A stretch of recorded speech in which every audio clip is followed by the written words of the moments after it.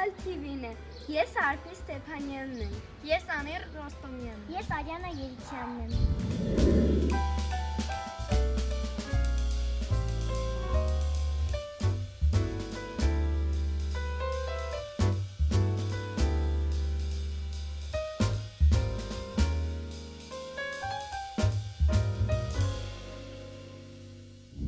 Ուսումնական ճամերկություն Սուրբ Երրորդություն եկեղեցում։ Ինքավ պատասխանատուն Արևմտյան դպրոցն էր։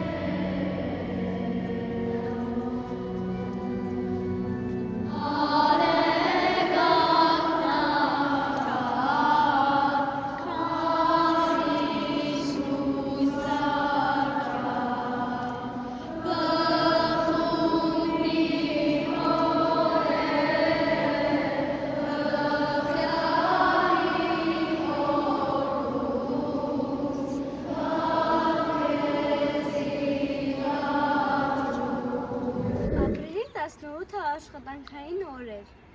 Այդ օրը մենք մաքրեցինք մեր կրթական պարտեզը, այն դպրոցի շրջակայքը, Դեպի Սարալանջ տանող ճանապարհը։ մաքրեցինք նաև Սարալանջի քանդակները։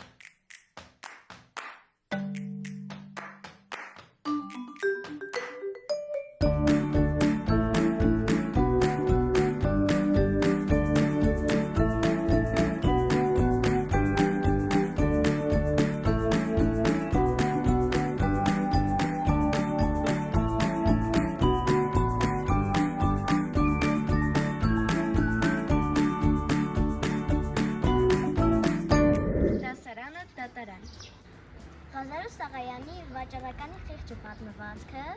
ցեցինք դատի։ Դիտեք մեր դատից հատվածներ։ Ոսկի դատարաններ։ Ոսկի դատարաններ։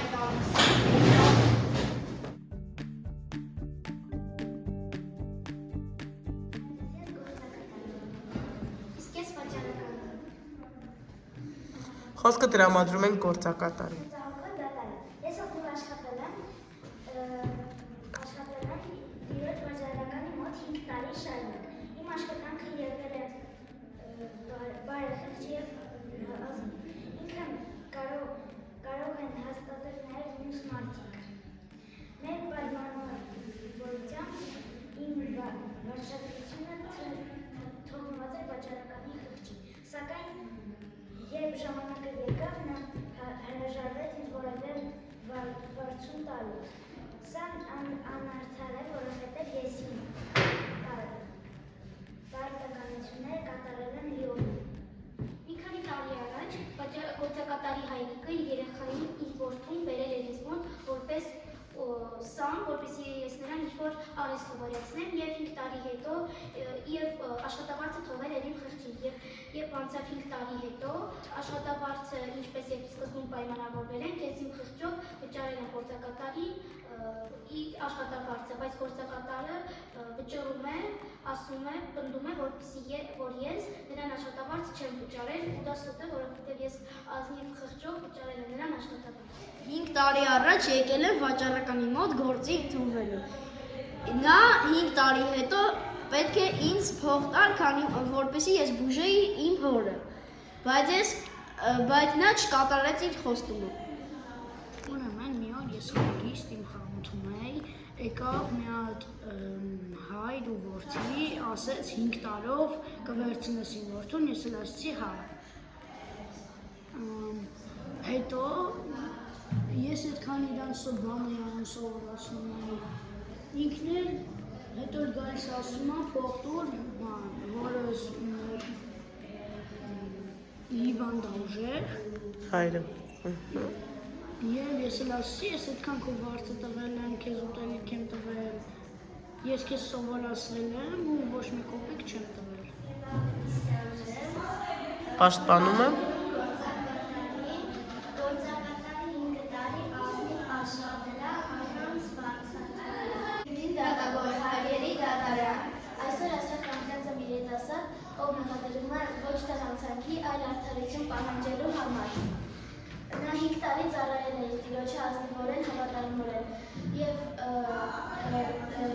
վճարական խոստացել է վճարել իր խղճով, ցույց տվեց, որ ընդհանրապես խիղճ չունի և չվճարեց, ինչ պետք է աներ երիտասարդը, դրել վերանալ անախորության հետ համակերպելով,